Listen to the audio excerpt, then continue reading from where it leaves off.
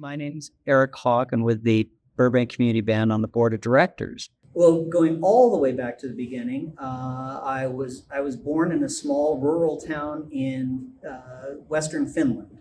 My mother's side of the family is from Finland, and I was born in a hospital in Kristiana Kaupunki, Finland, and or Suomi as the Finns would call it there. But I've been raised my whole life here in Los Angeles, living in different parts of LA, either Pasadena or south of downtown Los Angeles or the San Fernando Valley Van Nuys over the years. My first introduction to playing music was in fourth grade, and I was handed a violin. And for a year, I played that, and it was a dreadful experience. I didn't like it one bit, and nobody who heard me liked it either. So the next year, the music instructor decided to transition me over to a brass instrument of the trumpet. And so in fifth grade, started with the trumpet and stayed with that to the end of junior high or middle school, as it's called now. And then in high school, I went to a high school that didn't have a music program. And my playing ended at that point for a number of years, from high school through university. And it was many, many years later that I was actually traveling my first time in New Orleans. I was traveling in New Orleans, and I heard just some of the most amazing brass music played. And it was just sad songs could be made celebratory, and happy songs could be made kind of melancholy. And it was just so invigorating. And so I thought, I need to drag this trumpet out, this old junior high school trumpet or elementary school, high school trumpet from out underneath the bed and just try it out again. And so for a number of years, practiced on my own, took private lessons. And at some point, the instructor, after a few years, said, you could join a community band and try that out. And I was very fortunate to come across the Burbank Community Band. And this is the first band I was able to play with and to just experience the real excitement of playing with a great group of musicians. Started with the Burbank Community Band about 8 years ago now, in 2017, as coming as a trumpet player. And it's a really very, very special kind of group because it's a volunteer band. It's not based on auditions or something to that effect, but rather we were a welcoming space for a number of musicians from the Burbank community as well as the neighboring communities around who come here. We're challenged by some wonderful pieces and that are new to a lot of the musicians who are in here and make this very, very interesting place to play, to rehearse, to be part of a community, and then also to share some different pieces that don't always get heard in the community. To speak a little bit, I guess, about the Burbank community and also kind of the band's connection with this band, with the city, is the band has been around since 1940, first starting at Lockheed, the aviation location where Burbank Airport now sits, and this is its history. Started as employees for Lockheed, began there, and over the years, over these 85, 86 years, the Burbank Community Band has been able to continue to be a volunteer-based band, to bring people from the community together, to give them a place where they can just play music together and to be very supportive of one another's goals and such. And we are one of a very small number of community bands like this that are still around in this area. And so it's a very special thing that Burbank has a community band that can perform for these pieces that don't often get played or heard. The thing that he talked about is picking up that horn, dusting off that horn, being really rusty. And that's kind of really what this band is all about. We've got people from all different walks of life as far as musicians, their musicianship, from their history, from professionals to, I call myself a professional amateur, and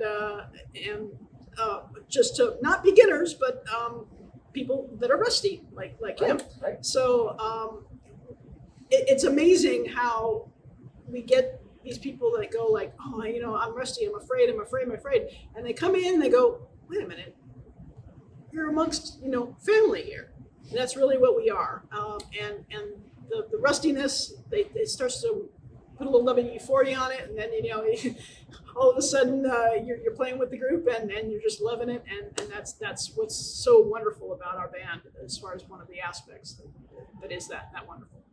And to go back to my history, again, I'm Julie Levine, and I started playing piano when I was 6 or 7 years old or so, and throughout junior high, I sang in the choirs. I sing flat though, so that didn't quite work for me.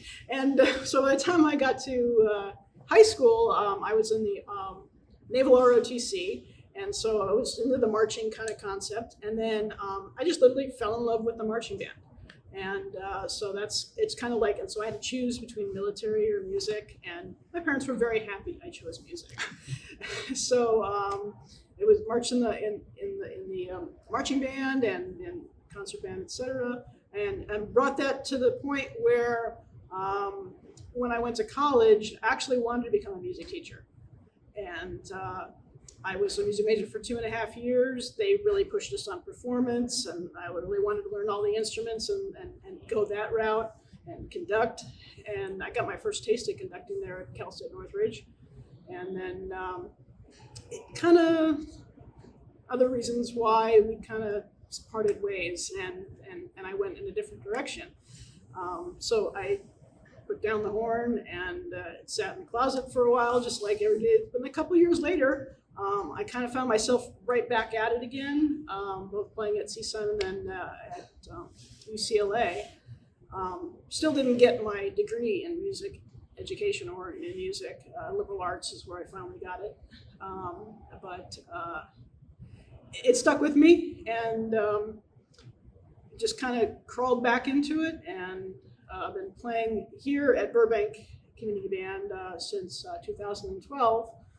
They first asked me to come in as the assistant conductor, and so I did that, and here I am today. And then unfortunately our former conductor and music director passed away, and all of a sudden the band was thrown in my lap. And so what did I have to do? I just had to pick up the pieces. I found Mike here and said, it seems like a perfect fit. I can continue doing the background things and all of a sudden in charge of the personnel, and really make it keep going and succeed. I actually made a promise to our former director that I would keep this band going. Hi, I'm Dr. Michael Stanley, and I am the conductor of the community band. And as Julie just mentioned, I first came into the band after my friend and the former director, Paulette, had passed away. And Julie reached out to me and said, would you be interested in coming and taking over the band? And I said, well, I don't know, but she's like, we have a concert on Veterans Day. We need somebody to get us through that. I said, sure, I will come in, I'll start up, and then we'll just see what happens. And so lo and behold, it was a wonderful group of people and some great musicians, and I really enjoyed it. And so we decided to stay together. And so I began conducting, and then I became the regular conductor at that point, and I've been here ever since. So it's been a wonderful experience for me. My background is as a musician. I actually started on the guitar in the 4th grade or something like that in elementary school. And then in junior high, I switched over to the French horn, and I've been a French horn player ever since. So I'm a professional French horn player in terms of what instrument I play. I also play a little bit of trumpet, a little bit of the viola. But for most of my life, musically, I've always wanted to be a conductor. I knew in high school that I wanted to be a conductor, so I just pursued that in addition to the French horn playing. And I'm very fortunate in that I have a lot of experience with both bands and orchestras. And I also conduct the Burbank Philharmonic, which is our community's local professional symphony orchestra. So that's a fully professional union orchestra. And I sort of feel like I'm unofficially at least the Burbank's resident conductor, if you would. So I'm conducting the orchestra and the band. We call him Mr. Burbank. Yeah, Mr. Burbank, right.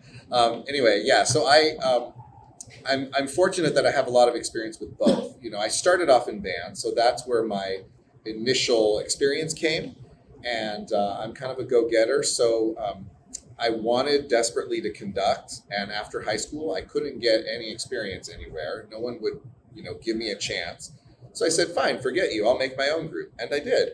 So after my freshman year at UCLA, I started a wind ensemble, which was modeled on the UCLA wind ensemble, and it actually stayed together for 10 years. And I remember thinking before the first rehearsal, all these people came here because I asked them to come. This is either going to be a wild success or a total flop. But at least then I'll know which direction to go in my life. So, but it turned out to be very successful. And that was some of my earliest experience. But then I began to get into orchestra and start conducting orchestras more. And I was very fortunate to be selected first as the assistant conductor. And then of late, since COVID, I've been the music director of the Burbank Philharmonic. So yeah, I have kind of a varied background, but conducting is something I really love. Band feels like old home days in a way because it's the thing that I learned first and did most of my early playing in. So it's been really enjoyable. And this band, as was mentioned before, is really a nice sort of landing place for people that want to dust off their old horn and get back to playing. And at the same time, we have professionals and semi-professionals and some wonderful retired professional musicians that come and join us. So the variety of levels is wide, but those strong players really anchor the band and allow us to do some very challenging music. It's been one of my goals to sort of push the band in the direction of some more challenging music, and they've risen to the occasion beautifully. So I think it's just a really fun experience, and it's nice that it's something that anyone can join, and we're able to perform a service for the city as well. We do the concerts every year here at McCambridge Park. There's a Veterans Day and a Memorial Day ceremony, and we are the musical performance for that. So it really connects us to our community. And then on top of that, we have shows for Halloween, for the holidays, and a big spring show, which is what we're working on now. So it's a great, fun experience, and I'm really glad to be a part of it. My experience with Burbank actually goes back a long way. Let's see, when I first moved to the area, I actually lived in Burbank. And a long time ago in a former life, I actually was the instrumental director at Burbank High School before I went back for my doctorate and became a professional conductor. So I have a long history with the city of Burbank in that I taught in the schools here, and then I began working with the Philharmonic and now with the band. So I sort of feel like I'm just interconnected with all the areas of Burbank. Hi, so I have had the privilege of playing with Burbank Community Band for probably about 3 years now. My connection arose because I and my wife would walk our dogs around our neighborhood in La Cañada, and a neighbor was playing his different instruments in his garage, and the garage door was open. I went and introduced myself, and he said he plays with the band, and he said, "Do you play?" I said, "Well, I try to play." But the next thing I knew, I was dragged along to rehearsals, and thankfully, without audition, I was allowed to continue and contribute the notes that I could when I could. I guess my musical career started off around age 5, trying piano lessons, but my brain didn't accommodate multiple notes at once. So I switched to the cello, where you generally play one note at a time. Rather than the piano, you've got a bunch of notes at the same time. I played the cello as a kid at school, mainly on my own or with duets, relying on the fact that when there was more complexity of more notes in a measure, the tempo could slow down to accommodate, which seems to be a principle not yet understood by the and after passing an exam, I quit cello. I concentrated on academic studies. I went to university, did degrees, PhD in chemistry, and became a pharmaceutical chemist for most of my career. My wife saw an advert, so I'm from the UK. My wife saw an advert in a Manchester newspaper of a music store that was closing down because the owner had sadly died, and they had several thousand lots of instruments that were being auctioned. So I took an afternoon off work, went to the ATM, got a handful of cash, went to the auction, thankfully was outbid on most of the bids I made, but managed to come home with a guitar and a clarinet and some drums and other things for the kids. I figured I should try and learn to play this clarinet, I thought. I was struggling with it, got a guy from work who played in the orchestra to come and give me a lesson. He explained I had the clarinet upside down to me causing some of the impediment. It'll start somewhere. I figured you can learn anything if you just apply yourself, but lessons seem to be very important to music. Music has always been very important to me. I guess as a scientist, it's a little counterintuitive why music can really grip your emotions and connect with your emotions, because it's a very unnatural, apart from birds' song, which is really song and whale noises, it's not really a natural phenomenon, but yet it really engages with the emotions. So music has always been important, and the opportunity to play, I played clarinet. I joined a community band in Toronto where we lived for a while after Manchester, and then had the opportunity to join here. It's just so inexplicably uplifting when we can connect, especially with others, and be a part of a collective sound. It's incredibly moving. And Just remember what Einstein said. Now, imagination is more important than knowledge. Einstein was quite the scientist, and he made his greatest discoveries while practicing his violin. So maybe I should keep playing. Yeah. You know what your brain will come up with while you're practicing your scales. I retired as an industrial chemist about 4 years ago. For the last 6 years, I have been working as a suicide prevention crisis line counselor. And now I want to be a musician. I figure it may not be this life, it may be the next life that I get it working, but it is a wonderful opportunity and a great privilege to be a part of this band. Let me build off of some of the stuff that what Danny said, which is this is something that is very interesting about the Burbank Community Band and about concert bands, I think, in general. One thing that's very neat about is that in December, a lot of bands have performances, have holiday performances, end of year performances, and was able to see a few of the other bands. Some of our musicians are in other community bands, concert bands throughout the Southern California area. And what's really neat of our band, of other bands, is that this is a group of people who are doing this, who are playing music with other musicians because they really love the experience of it. And everyone kind of supports one another. It's not this kind of this cutthroat atmosphere of musicians trying to, I'm moving my way up to first flautist here. And that's not kind of what it is. It's everyone supporting one another. And then when the day comes of April 11th, when we have this performance, it's an amazing embodiment of just joy, because the group is able to just share this music they've been working on for so very long, and now it is at its true zenith of just preparation, and it is just being shared with the community, and it's going to be this really. I'll let you guys speak a little bit more about what the concert is, and what the details of it are, but that's really something that's very special, is that the group of musicians come together, we grow together, learning together these new pieces, these new music, the different styles that we may not have encountered before, and get it up to this performance level. And even if you are just in the community or in a neighboring community outside of Burbank, then you experience that joy, kind of that wave of it as we're sharing with the community there.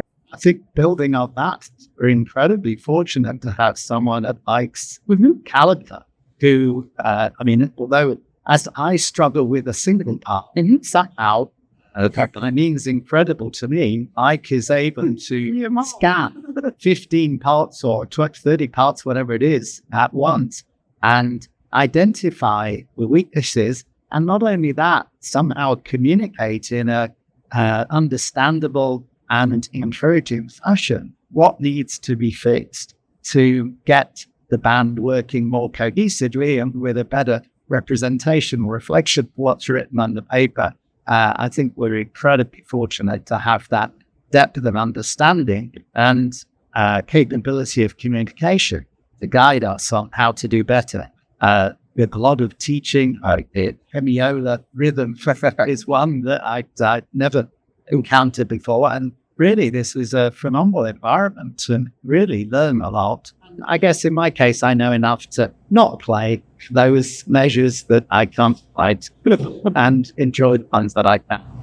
Yeah, thank you, Danny. I appreciate that. I think one thing that's special about me is I have the whole range of ability from teaching to working with professionals and everything in between. And a musician yourself. Yes, and I still play in orchestras myself on horn. So as a conductor, I'm always trying to be the conductor I would want if I was the one sitting in the band. So it helps keep me, respectful, and it keeps me to be encouraging because that's the kind of conductor that I would want.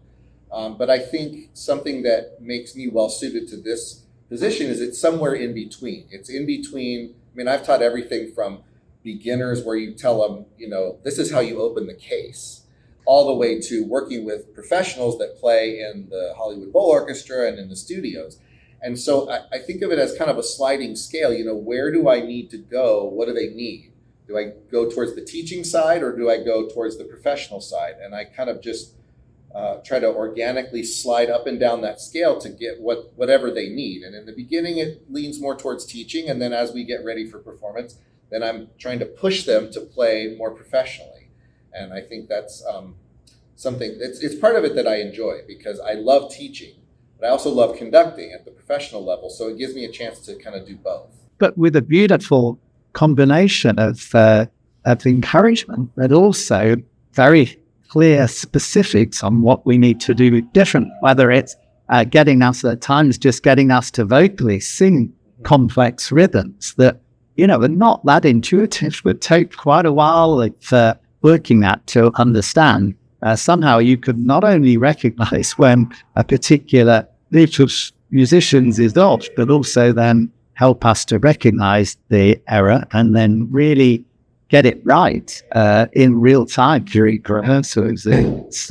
I've played in a few different bands and ensembles, and sometimes the leader will recognize something wrong, but then just, at least my experience is that finds it difficult to articulate what each of us need to do to fix it.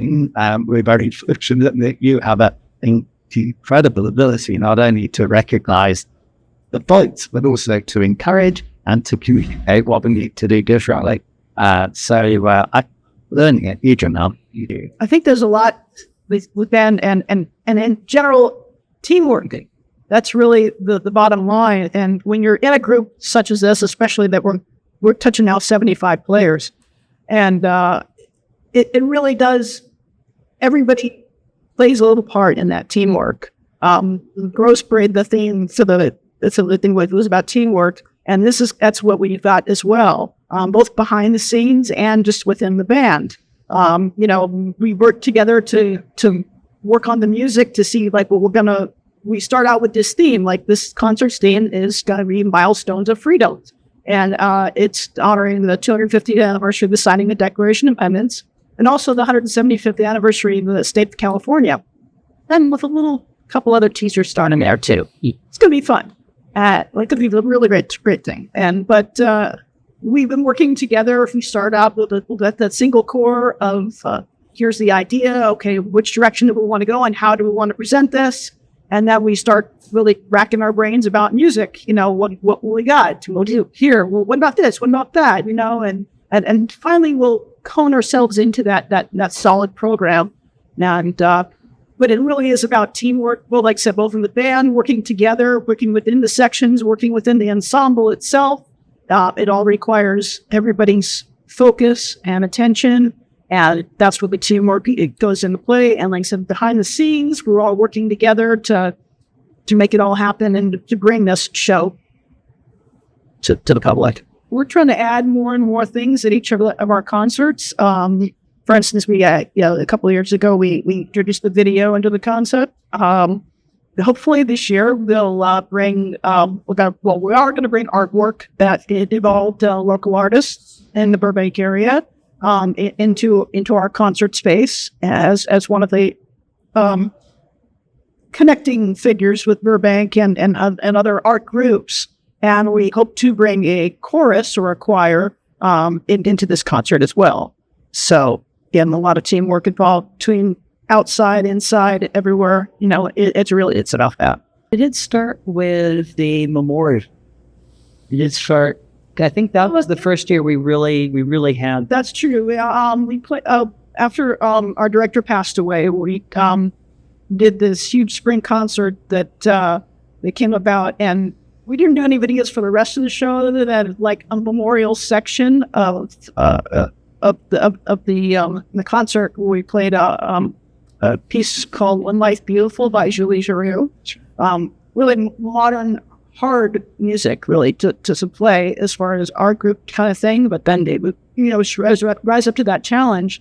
And then in the background, we had in memoriam of all the band members that at least that we could find that had been part of this group that had passed away in their certain years. And I think the video brought a degree of depth to the song and connection to us as well as a band that brought that it.